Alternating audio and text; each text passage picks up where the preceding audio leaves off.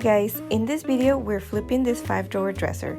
We originally bought it in May of 2019 and we had just moved into this house, and you can see here the other furniture that we have to work on, and a lot of the things were still outside waiting to get organized, so sorry about the mess. And also sorry that I don't have better pictures of the before of this dresser.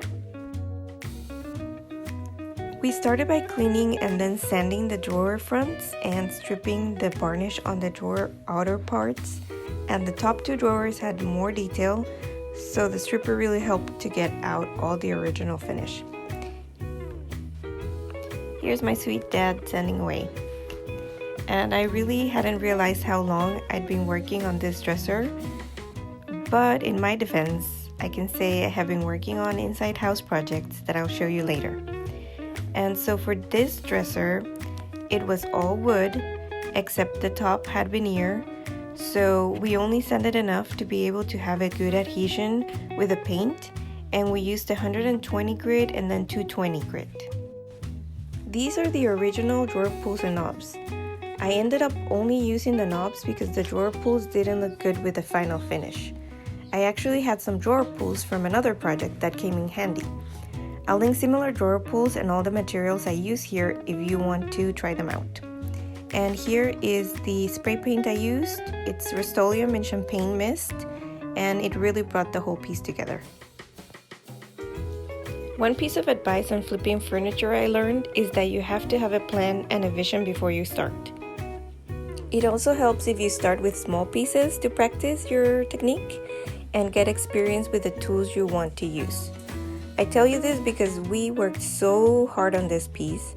I thought using a spray painter was going to make the work be faster, but I didn't have previous experience with it, and it was splattering the paint. It dried like that, and then I tried using a brush after to even it out, and we ended up sanding and stripping the whole piece all over again.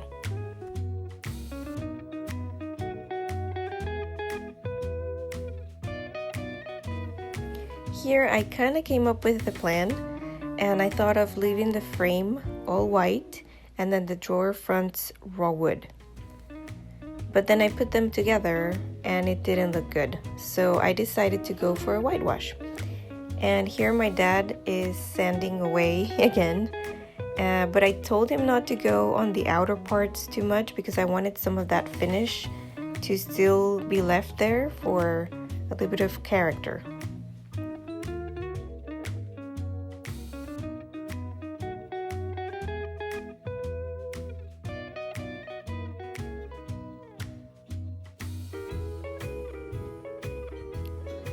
And here are the drawers with the first coat of the whitewash. They were a little bit faint, the color wasn't strong, but the good thing is that you can go and build up your tone. What I'm going to be showing you here is how I finished the whitewash. The whitewash is essentially watered down paint, and I had a little bit of flat white paint from yet another project, so I just added enough water to dilute the paint. And you can add water a little bit at a time until you get your desired tone. After whitewashing my drawer fronts to the color that I wanted them to be, I then went in with more of the whitewash, but it was a little bit stronger. And so I added a little bit more of the flat paint that I had in white. And I don't have exactly the color, but any white color that you like is good. And here I just went in all around on the outer parts of the drawer fronts and kind of was like highlighting those parts so that the color was gonna give that highlight, was gonna give it a dimension, and the drawer front wouldn't look too flat. I was using a regular paper towel to do this, but since this video I discovered shop paper towels, which are absolutely a game changer for me, and I think they're gonna be for you as well. So use them, because here I was getting a lot of leftover material left from the paper towel into the finish and the shop paper towels actually are more sturdy. They're kind of like a cloth to me, so they're much better. Another thing that I wanted to mention is that when you're whitewashing and you're putting your stain, you could say, is that you're gonna be going in with the whitewash, rubbing it on your piece, and then you're gonna turn the paper towel to the side where it's dry, and then pass again that dry paper towel so that you can take off what you just put in for whitewash. That way it won't be too strong, and you can control the tone that you're doing and building up the color that you want. At this point, the dresser was pretty much done. All I had to do was go in with a couple of coats of polycrilic and finish with the drawer pulls and knobs, and just put it together and put it on the market. I do want to mention that the color on the outer frame for the dresser is the sleek white in eggshell finish. And I've been using acrylic paint from Behr, and it's been working on the furniture. I know some people don't use it and they don't like it, but that's all I've used really, and it's worked out okay for me. So I think mainly preparation of your piece is key on not having it bleed through on your pieces.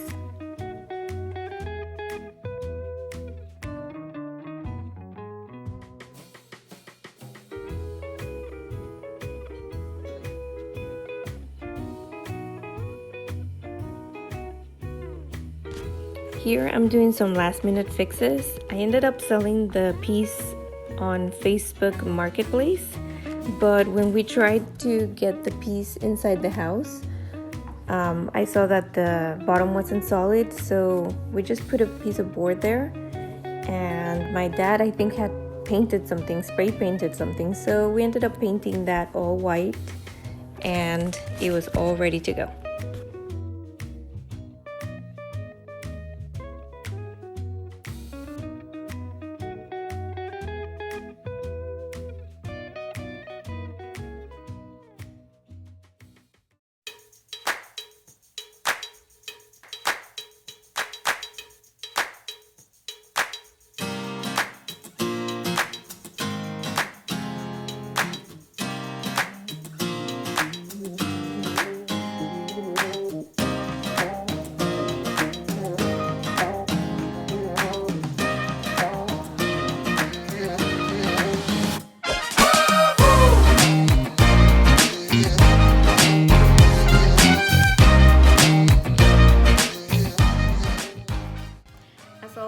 Thank you so much for watching.